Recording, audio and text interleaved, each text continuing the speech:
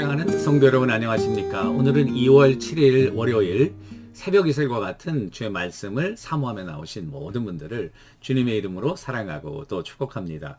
우리가 오늘 같이 상고할 말씀은 고린도 후서 3장 1절에서 3절까지의 말씀입니다. 고린도 후서 3장 1절에서 3절까지의 말씀 제가 받들어 읽도록 하겠습니다. 우리가 다시 자천하기를 시작하겠느냐? 우리가 어찌 다른 사람처럼 추천서를 너희에게 붙이거나 혹은 너희에게 받거나 할 필요가 있느냐? 너희는 우리의 편지라. 우리 마음에 썼고 무사람이 알고 읽는 바라. 너희는 우리로 말미암아 나타난 그리스도의 편지니 이는 먹으로 쓴 것이 아니요 오직 살아계신 하나님의 영으로 쓴 것이며 또 돌판에 쓴 것이 아니요 오직 육의 마음판에 쓴 것이라. 아멘. 이것은 우리에게 주시는 하나님의 말씀입니다. 오늘 말씀의 제목은 우리는 그리스도의 편지다라는 제목으로 좀 말씀을 나누려고 합니다. 여러분 오늘 3장 1절에 보면은 그 추천서 얘기가 나오고 있습니다. Letter of Recommendation. 이 추천서가 여러분 중요하지 않습니까? 지금도 어떤 직장에 새로 이 잡을 구한다든지 또는 학생들이 대학에 간다든지 또 다른 무슨 포지션에 어플라이 할 때 꼭 이 추천서를 요구하지 않습니까? 레퍼런스라고 그래서 이 추천서가 자기가 쓰는 레주메를 더 신빙성 있게 만드는, 이 사람이 누구의 인도스를 받느냐, 누구의 그런 인정을 받느냐, 이게 굉장히 중요한 그 사람을 평가하는 기준이 되는 거죠. 이거는 1세기 그레코 로마 워드도 역시 그랬습니다. 사도 바울만 이렇게 순회 전도자라고 itinerary evangelist가 사도 바울만 복음을 전했던 것이 아니고요. 그 당시 많은 사람들이 각 교회를 돌아다니면서 복음 증거를 이렇게 했던 거예요. 그런데 사도 바울처럼 이렇게 하나님의 정통성을 가지고 성령의 인도하심을 받아 올바른 그런 참 진리를 증거하는 자들이 있었는가 하면 그렇지 않고 다른 목적으로 잘못된 가르침을 가지고 이단적인 사상을 가지고 이 교회에 침입해서 그 교회를 잘못 인도하는 그런 경우도 많았다고요.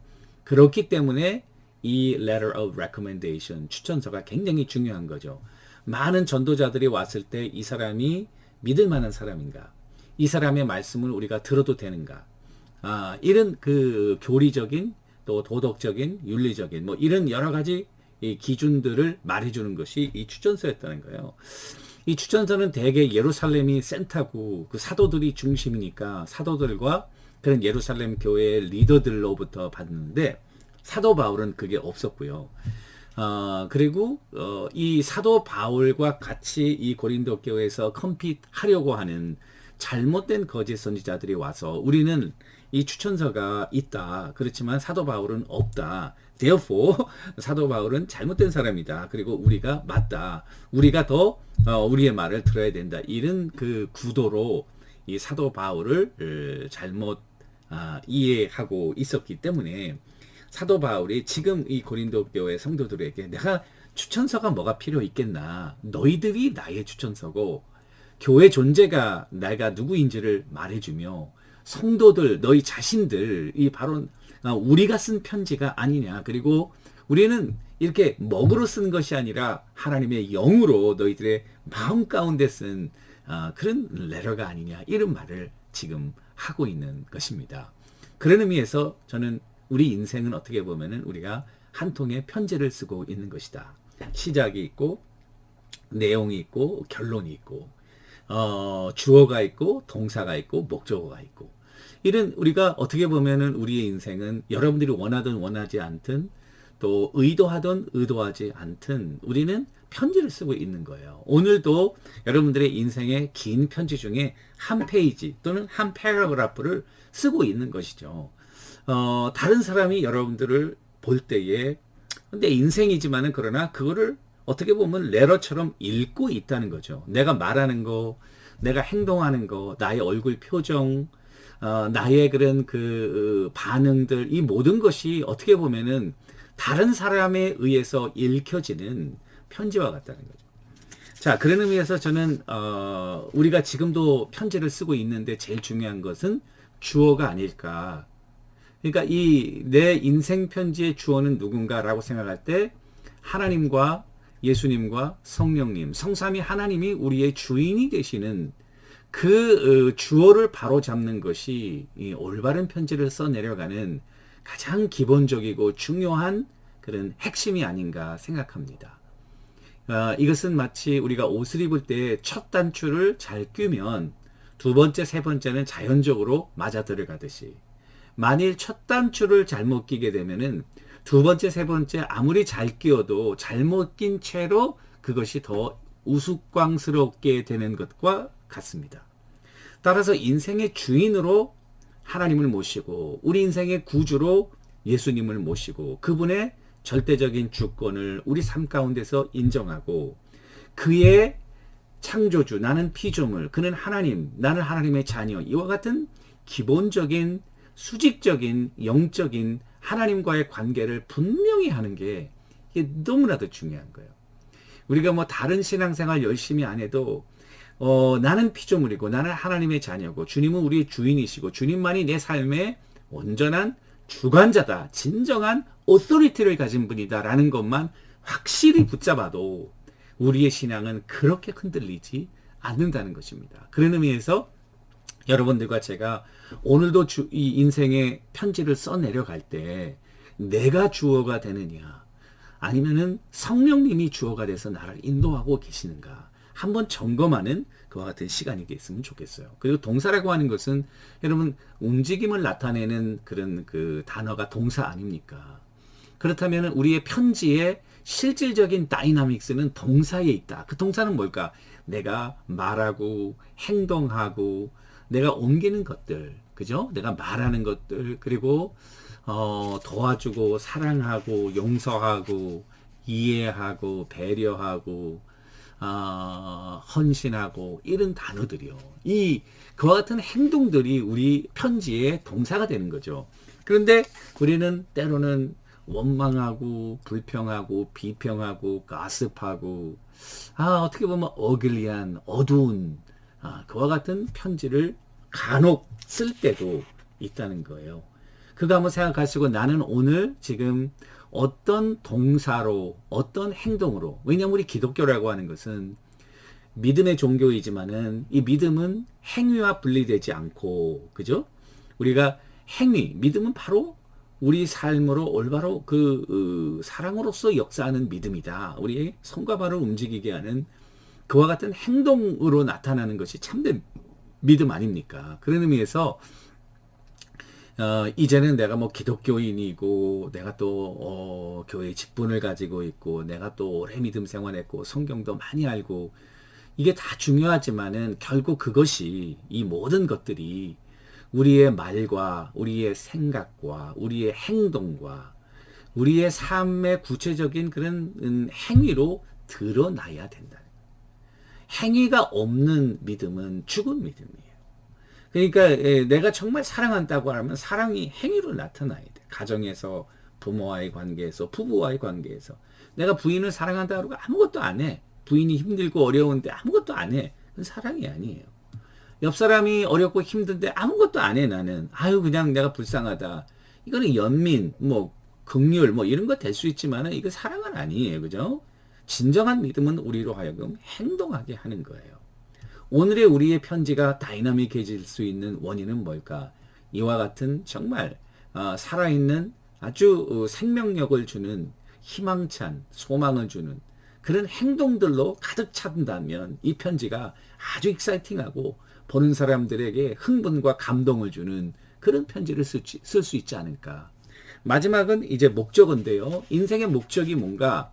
인생의 목적, 우리의 편지의 목적은 하나님의 영광을 드러내고 하나님의 뜻을 이루는 게 우리 인생의 목적이 되겠죠. 물론 내가 대학을 졸업하고 잡을 잡고 결혼을 하고 내가 원하는 커리어에서의 그런 어치브먼트를 하고 이걸 제가 부인하는 것은 아닙니다. 우리가 그걸 다 하죠. 그런데 이와 같은 것들은 다 어떻게 보면은 목적이라기보다는 목적을 이루는 과정 또는 수단이 되는 것이죠. 그죠? 결혼하는 것이 내 목적은 아니에요. 그죠? 그걸 통해서 하나님의 영광을 드러내고 내가 훌륭한 연구를 해서 뭐 노벨상을 받고 많은 사람에게 인정을 받고 그 중요하겠지만 그걸 통해서 하나님의 영광, 궁극적인 하나님의 영광, 하나님의 뜻을 이루는 것이 우리 인생의 목적이 되어야 되지 않겠나. 사도 바울은 그래서 뭐라고 고백하냐면 이제 내가 육체 가운데 사는 것은 나를 사랑하사 나를 위하여 자기 몸을 버리신 하나님의 아들을 믿는 믿음 안에서 사는 것이라. 사도 바울도 여기 보니까 이제는 자기의 삶이 하나님을 믿는 믿음 안에서 살아가는 삶의 목적이 분명해졌다는 사실입니다. 그래서 우리가 주어와 동사와 목적어를 살펴보고 말씀을 마무리 지을 텐데 그 한국 양화전에 가면은 그 선교사님들의 묘비가 있지 않습니까? 그 묘비에 루비 캔드릭 선교사의 비문이 새겨져 있는데요. 그 루비 캔드릭이라는 그 여자 선교사님은 1907년 25세의 나이로 한국에 선교사로 와서 1년이 채 안 되어서 26세에 하나님께로 부르심을 받은 풍토병으로 말이죠. 이렇게 정말 어떻게 보면은 그 꽃다운 인생을 이렇게 낭비한 것처럼 보이는, 그런데 그 묘비에는 뭐라고 쓰여져 있냐면 If I had 1,000 lives to live, Korea should have them all. 내가 줄 수 있는 1,000번의 생명이 있다면 나는 그 1,000번의 삶을 한국을 위해서 바치겠다. 참 이거 감동적인 그런 인생의 편지를 우리에게 주고 떠났습니다. 자, 그가 죽기 전에 부모님에게 편지를 쓴 글이 있는데요. 다음과 같은 글이 있어요. 한번 들어보세요. 아버지 어머니, 이곳 조선 땅은 참으로 아름다운 곳입니다. 모두들 하나님을 닮은 사람들 같습니다. 선한 마음과 복음에 대한 열정으로 보아 아마 몇십 년이 지나면 이곳은 예수님의 사랑이 넘치는 곳이 될 것 같습니다. 저는 복음을 듣기 위해 20km를 맨발로 걸어오는 어린 아이들을 보았을 때 그들 안에 있는 하나님의 사랑 때문에 오히려 위로를 받습니다. 그러나 한편에서는 탄압이 점점 심해지고 있습니다. 그저께는 예수님을 영접한 지 일주일도 안 된 서너 명이 끌려가 순교했고 토마스 선교사와 제임스 선교사도 순교했습니다.